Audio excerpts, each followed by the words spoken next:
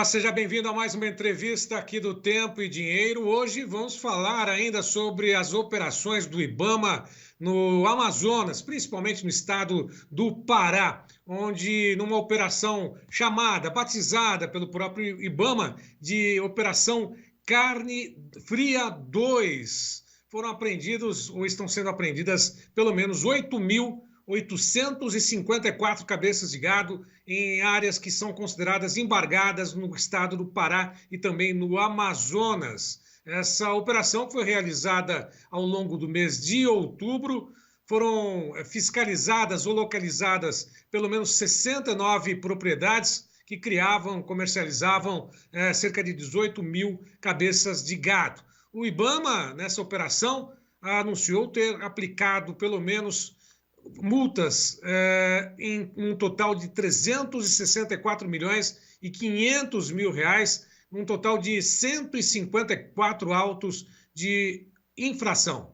Multas no total de 364 milhões e meio de reais, fora a apreensão dessas quase 9 mil cabeças de gado. Para tanto, nós vamos agora até Canaã dos Carajás conversar com o doutor Vinícius Borba, que já está conosco, a quem agradeço a participação. Doutor Vinícius, essas apreensões foram feitas nesse mês de outubro e, ao que tudo indica, não devem parar por aí. O que está por trás dessas operações? Boa tarde, prazer em tê-lo mais uma vez conosco.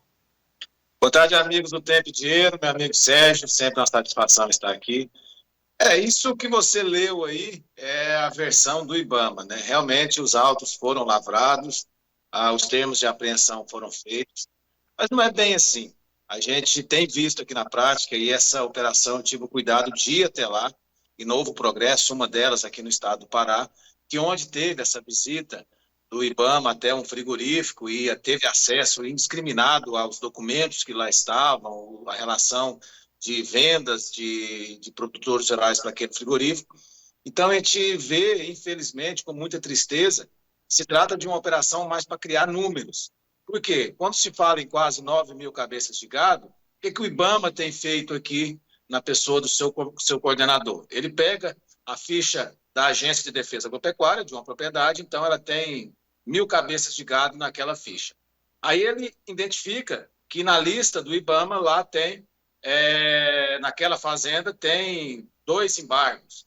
E aí ele vai lá com o auto de infração pronto, dessas 1.000 cabeças de gado, e já lavra o termo de apreensão daquele gado e muitas vezes não dá nem destinação, não estipula o proprietário como fiel depositário, não retira aquele gado, não, faz um termo de apreensão e entrega lá quando tem alguém, quando não tem, joga no sistema e gera mais um número, mais um dado estatístico que eles sempre buscam. Só que aí, quando a gente pega para aprofundar nos processos, para entender essa operação e fazer as defesas, num caso específico dessas 1.000 cabeças, a gente vai ver que existe um embargo parcial na propriedade, mas o Decreto 6.514 fala que o embargo só pode afetar a área do dano ambiental. Não pode embargar uma propriedade toda, mas o IBAMA não olha isso.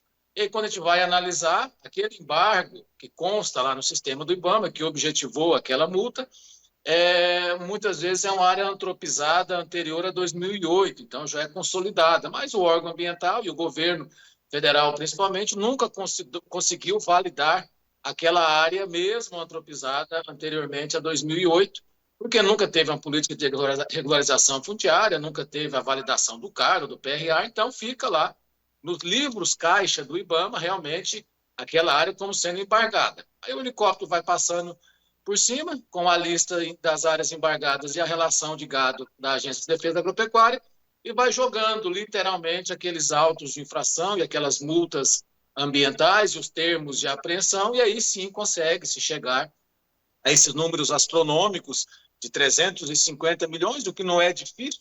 Com o novo decreto originário das queimadas, o governo aumentou alguns crimes aí de descumprimento de embargo, por exemplo, para 10 milhões. Então, só um produtor aqui, com 200 cabeças de gado e pouco mais de 300 hectares aqui, E o IBAMA passou o helicóptero lá em cima e jogou 54 milhões só para esse produtor com 200 cabeças numa área parcialmente embargada.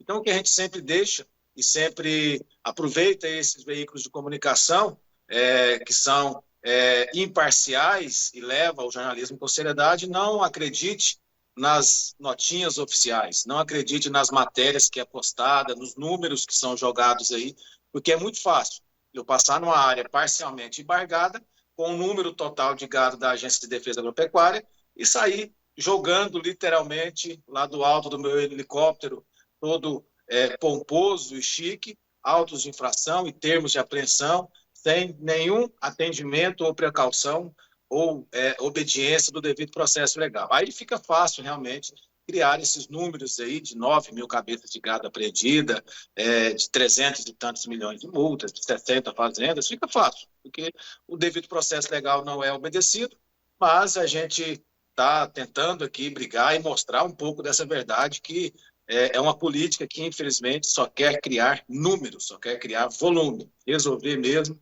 Nós estamos aqui há 30, 40 anos tentando resolver, tentando dialogar com essas pessoas, esses órgãos ambientais, e bater em ferro frio. Quando essa equipe especificamente chegou em Novo Progresso, o próprio prefeito da cidade convocou os produtores rurais, porque houve uma apreensão de um gado do padre, da igreja, que era para fazer um leilão, e aí acabou frustrando esse leilão. A comunidade, os produtores rurais se uniram, aproximadamente 1.000 produtores rurais, no salão da própria igreja, e convidaram esse coordenador do IBAMA para ir lá, esclarecer os fatos, bater um papo, dialogar. Você acha que ele foi lá? Não vai. E aí, pasmem, o prefeito tentando ajudar, tentando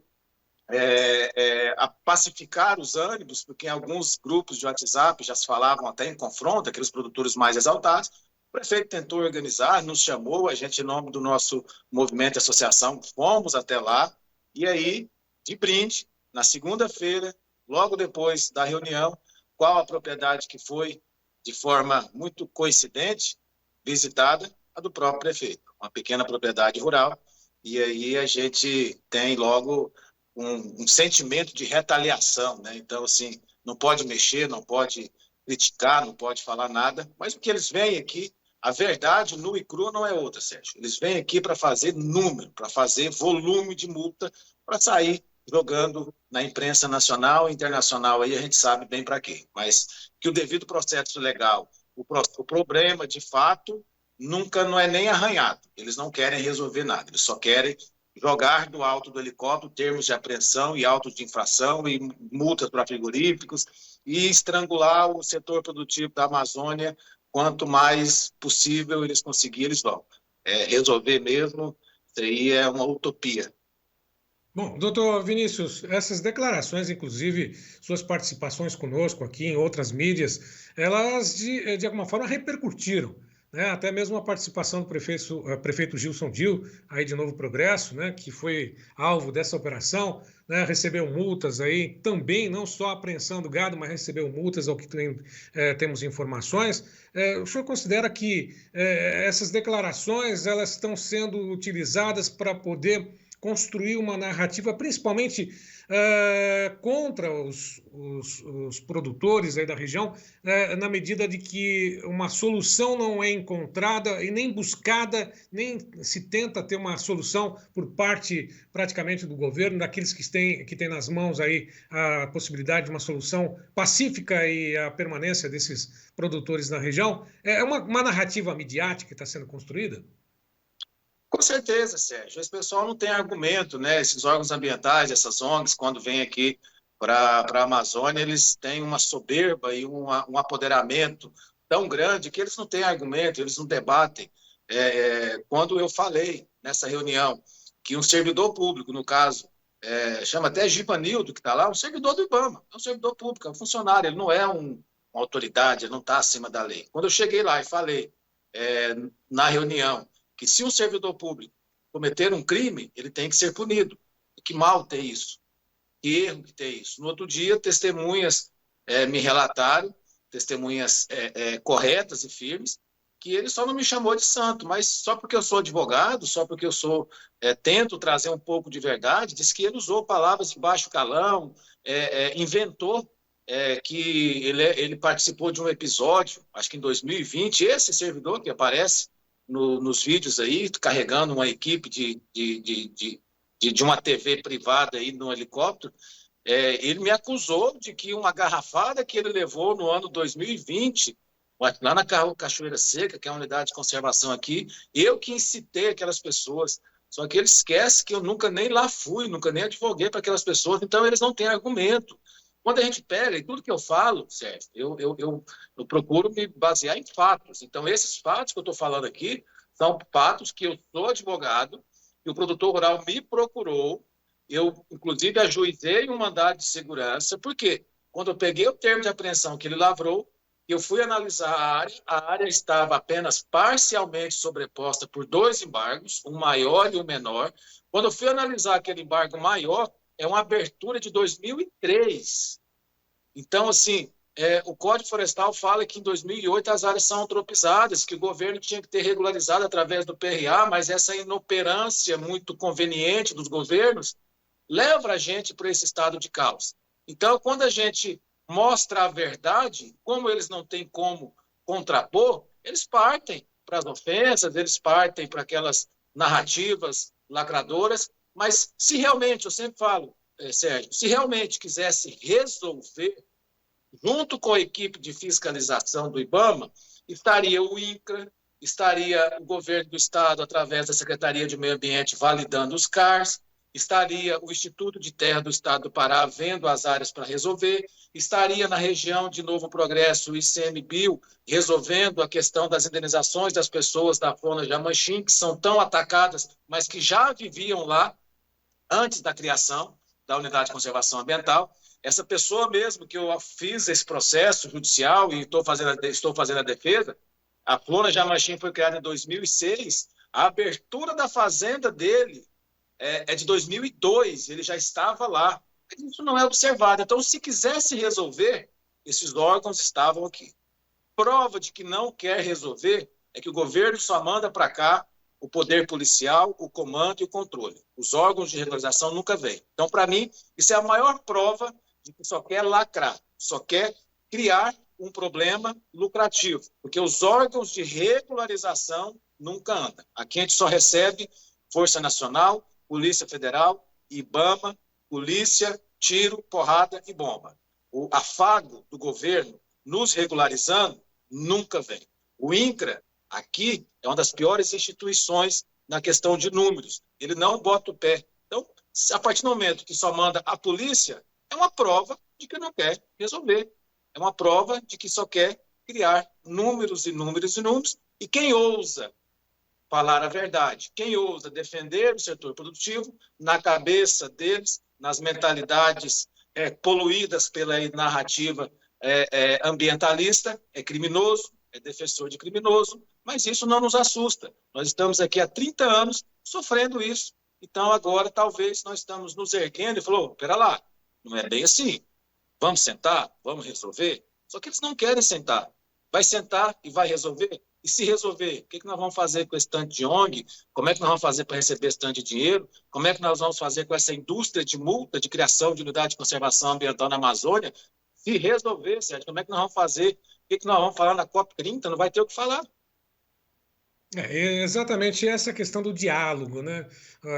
Os produtores, junto com o prefeito, enfim, buscam um diálogo com as autoridades competentes, inclusive com o governo do estado, quem sabe até mesmo com o presidente Lula, né? Mas isso não tem acontecido e esse diálogo vem sendo inviabilizado exatamente por essas ações, é isso?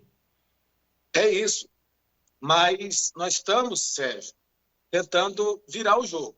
Essas pessoas vão ser surpreendidas. O produtor rural da Amazônia tem criado uma consciência muito grande do seu papel, da sua necessidade de parar o desmatamento.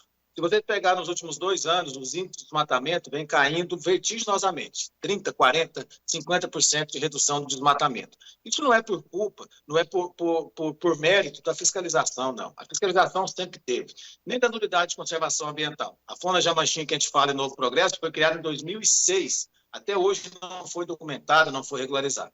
O produtor rural está se conscientizando em fazer um pacto, um acordo de cavalheiros entre eles, de falar o seguinte: nós, por conta própria, vamos reduzir o nosso desmatamento e nós vamos buscar zerar esse desmatamento. E aí eu quero ver o que esses órgãos ambientais vão fazer aqui quando não mais existirem esses índices. Mas o problema é que esses índices, muitas vezes, são criados por quem justamente lucra. Quando você vai analisar que o governo lançou uma operação de fiscalização ambiental com base em um índice, vai a fundo, dê um passo atrás e vê quem que criou esses índices, quem está por trás. Só que nós, produtores rurais da Amazônia, estamos começando a criar os nossos índices oficiais, devidamente certificados, para contrapor essa narrativa mentirosa que fala que nós somos criminosos, que nós somos bandidos e que a Amazônia está acabando. Então, existem provas que incomodam, existem verdades que são absolutas. E qual que é a verdade absoluta, Sérgio, que a gente deixa aqui ao final? O agronegócio da Amazônia é o maior agronegócio do Brasil. Nós temos o maior rebanho bovino no Brasil, juntando ali Mato Grosso em primeiro lugar, que está na Amazônia Legal, Pará, que é o segundo lugar do rebanho. Então, nós somos uma potência no setor agropecuário, na soja, e a cereja do bolo, mais de 80% da floresta amazônica está preservada. Então, e aí? Contra essa verdade absoluta, eles vão falar o quê? Não existe outra verdade. A Amazônia é uma potência agropecuária, preservando 84% da floresta amazônica. O estado de São Paulo faz isso, a Europa faz isso. Então, é isso que incomoda. Então, é essa verdade que nós vamos mostrar. O IBAMA vem aqui, a narrativa que tem é que a floresta está acabando, mas não é essa a verdade. É exatamente esse pacto ambiental de não desmatamento, essa consciência já existe entre os produtores, inclusive foi demonstrada nessa reunião que ocorreu aí no dia 13 de outubro, né? Participação praticamente efetiva de todos os pecuaristas produtores aí de Novo Progresso e alguns dos municípios vizinhos, né? Foi em Novo Progresso essa reunião e mais interessante, né, que os processos não foram concluídos, mas as apreensões foram feitas, né? Para onde foi esse gado apreendido? Inclusive aquele que ia para o leilão beneficente lá da igreja, doutor Vinícius? O do leilão da igreja, o padre foi lá e aí o caminhão ficou apreendido, não sei se devolveu esse caminhão ainda, mas eu acho que não. E aí, depois de muita conversa do padre, da paróquia, com o prefeito, esse gado do leilão da igreja foi devolvido, mas aí já não tinha mais ambiente para se fazer o leilão beneficente da igreja. E houve um outro episódio que a gente tomou conhecimento, é que a equipe foi numa propriedade lá, utilizando esse caminhão dessa pessoa lá de Novo Progresso, e aí chegou nessa fazenda, e aí as informações que chegaram até mim, e eu tenho tentado buscar mais informações, e ninguém sabe nada. Esse caminhão encostou numa fazenda, logo que chega, desliga-se. Eu estou passando aqui o que foi passado, o que está público notório na cidade lá, inclusive as pessoas que estavam no local. Já desliga-se a internet, para que não chame advogado, não chama ninguém.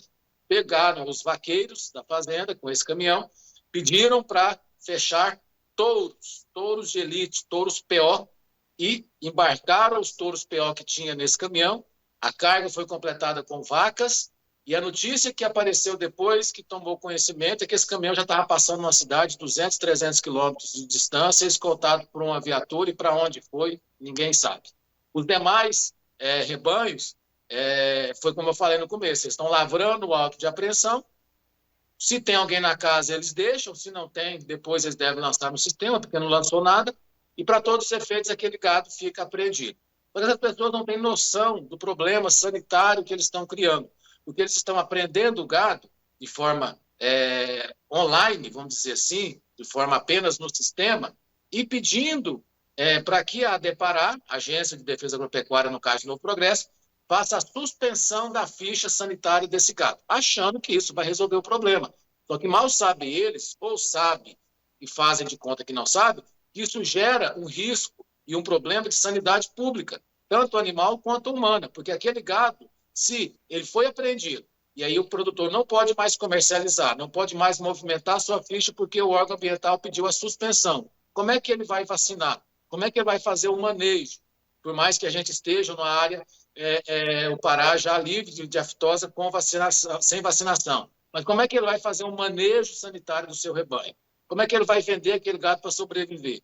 Mas isso nada importa. A falência financeira daquelas pessoas, o risco à saúde pública daquelas pessoas, a fé e religiosidade daquelas pessoas que esperam o ano todo para fazer um leilão beneficente da paróquia, da Igreja Católica, isso para eles tanto faz. E aí vai se pedir GTA do gado de doação de igreja? Doutor, o senhor está falando que não existiu crime? Não, existiu. Aquele gado estava sendo transportado sem GTA. Mas eu acho que toda cidade tem esses leilões beneficentes das igrejas. Um produtor doa uma cabeça, outro doa outra para um fim filantrópico. Sai da sua fazenda. Ninguém vai tirar um GTA. A igreja não tem nem ficha na Depará para receber, mas nada disso importa para esse povo. Importa para ONGs, órgãos ambientais, e esses servidores que têm essa mentalidade ambientalista, o que importa, infelizmente, mas infelizmente mesmo, é a lacração, é os números, é a mídia e é essas matérias bombásticas de helicóptero e tiro, explosão de máquina e frigorífico multado. Isso é o que importa, é isso que vende. O nosso bem-estar, a nossa soberania nacional, a nossa segurança alimentar, a nossa segurança econômica, pouco importa. Isso aí já foi perdido no tempo, há muito tempo. Mas a nossa esperança é que com a aparição da verdade, com essas luzes de verdades que são lançadas através de programas como vocês, a gente começa a trazer uma pressão popular, uma pressão política, mostrar para os nossos governantes, para as nossas frentes parlamentares da agropecuária, por exemplo, que nós estamos aqui, que os irmãos lá de Guaíra, no Paraná, eles precisam ser defendidos, mas a gente da Amazônia também é brasileiro. Não existe uma Constituição Federal apartada da Amazônia. Não, a Constituição Federal ela é do Brasil e lá fala 2 artigos que são violentamente esquecidos aqui. Primeiro, o artigo 5º, todos são iguais perante a lei, balela. Nós aqui da Amazônia já fomos esquecidos há muito tempo. E segundo, ninguém será privado dos seus bens e dos seus direitos sem o devido processo legal. Onde está o devido processo legal? Então não é só na questão amazônica, hoje a gente tem visto isso a nível Brasil, mas a questão ambiental aqui é algo que beira assim, o devaneio, o absurdo. A gente como advogado, Sérgio, e como produtor rural também, eu te falo aqui que eu estou conversando com você e o estômago está embrulhando. Tem 20 anos que a gente está vendo essas mazelas, está vendo esses absurdos, e ninguém faz nada. É tudo normal e vamos, segue o jogo.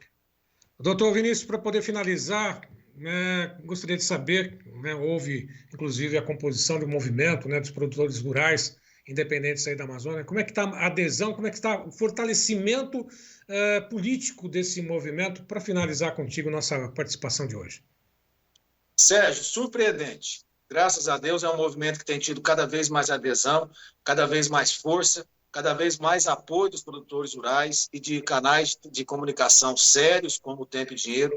Muitos políticos já estão nos vendo. Essa semana eu conversei com a Frente Parlamentar da Agropecuária, com o deputado Pedro Dupion, tenho conversado com pessoas gabaritadas, igual o Aldo Rebelo, sempre conversa com a gente, o ex-ministro, Alexandre Garcia e vários senadores e deputados. Nos próximos dias 5, 6 e 7 nós estaremos em Brasília. A nossa intenção é levar tudo isso que a gente está passando aqui, que a gente está informando para vocês, de forma documentada, com provas, com vídeos, com testemunhas, com atas notariais, com registros públicos do que está acontecendo. Levar para Rodrigo Agostinho, que é presidente do IBAMA, para a ministra Marina Silva, para a Procuradoria-Geral da União, para todos, para que tomem conhecimento. Porque não é possível que esses órgãos de comando e controle, de fiscalização, não estão vendo isso. Não é possível que o Ministério Público Federal tenha se perdido ao longo do caminho. Eu quero, como advogado, aproveitar,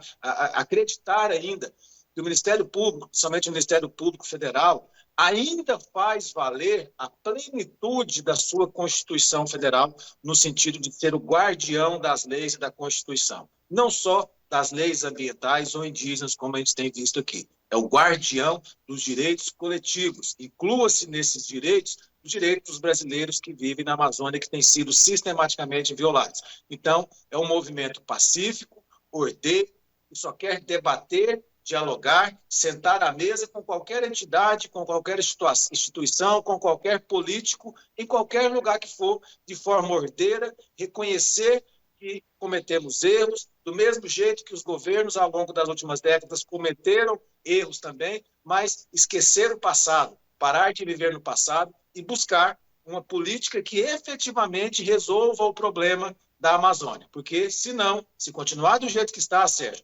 nós, ano que vem, vamos ter a COP30. Daqui a alguns anos, talvez a gente não esteja mais aqui, mas os nossos filhos e netos estejam estudando a COP60, a COP120, sem resolver nada. Porque do jeito que está indo, a COP30 vai ser apenas uma demonstração desses resultados, dessas desintrusões, dessas apreensões e uma demonstração de crítica. E aqui eu quero, inclusive, Sérgio, lançar em primeira mão, de exclusividade, que nosso movimento está se organizando, já sabendo que nós não teremos lugar à mesa da COP30 de novembro de 2025.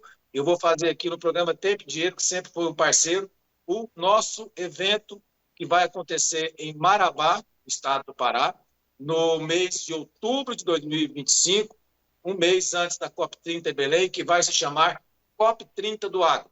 E o que é essa COP30 do Agro? Nós vamos trazer e convidar todos os políticos, todas as ONGs, todos os produtores, para demonstrar os nossos índices oficiais, que nós estamos monitorando através de uma empresa de georreferenciamento de satélite, os nossos índices de desmatamento e regeneração, e lá nós vamos fazer uma reunião com o setor produtivo e com o setor de preservação do meio ambiente para fazer a nossa carta da COP30 do Agro em outubro de 2025, que vai ser encaminhada para a COP30. Então, faço aqui o lançamento e o convite para que a gente já comece a se engajar para a nossa COP30 do Agro, em Marabá, no estado do Pará, em outubro de 2025, mas aqui eu faço um apelo para o nosso produtor rural da Amazônia. O nosso evento, a nossa luta, não vai valer nada se cada um de vocês não tiver a conscientização de zerar o desmatamento ilegal. Mas, doutor, eu tenho menos de 20% da minha área, então eu posso desmatar. Não, você não pode, porque ao passo que o governo não se regulariza, você não consegue tirar a licença. E o desmatamento sem licença é crime. Então nós estamos dando o primeiro passo em busca de respeito, de atenção, de que a gente seja visto. E qual que é o nosso passo? Na nossa COP30 do Agro, nós vamos mostrar para o mundo que não existe o desmatamento da Amazônia da forma que é pintado. Porque nós não aceitaremos uma COP30 em Belém sem a nossa participação, trabalhando sim em índice de desmatamento fabricado por ONGs, chamando a gente de bandido. Por isso, que aqui eu lanço em primeira mão do nosso movimento, os produtores rurais independentes da Amazônia, no programa Tempo e Dinheiro, que sempre foi nosso parceiro, em outubro de 2025 em Marabá, e você, Sérgio, João Batista Olivier, e todos os nossos telespectadores do Tempo e Dinheiro estão convidados para a nossa COP30 do Agro, onde nós vamos mostrar por A e mais B, dentro da verdade e do devido processo legal, a verdade sobre a Amazônia, a verdade sobre o desmatamento. Não é a verdade das ONGs, não, é a verdade dos fatos. Tá certo. Estaremos juntos, sem dúvida nenhuma, e até lá, muitas informações, ainda acompanhando todos esses processos, todas essas questões voltadas aí à Amazônia como um todo, não só no estado do Pará, mas a região como um todo. Doutor Vinícius Borba, muito obrigado pela tua participação. Até uma próxima. Obrigado, Sérgio. Um abraço. Até a próxima. Um abraço. Fiquem todos com Deus. Obrigado, igualmente. Bom, e a todos que estiveram conosco, mais uma vez eu lembro sempre que vá lá, curta, comente, compartilhe, se inscreva nas mídias sociais aí do Tempo e Dinheiro, vá lá, né, faça a sua inscrição, isso é muito importante para a gente. E se inscreva também, avise os amigos sobre o Clube de Assinantes do Tempo e Dinheiro. Tá aí o João Batista Olive, 19988132915. Faça parte desse clube de produtores bem informados desse nosso Brasil. A todos que estiveram conosco, muito obrigado, até uma próxima.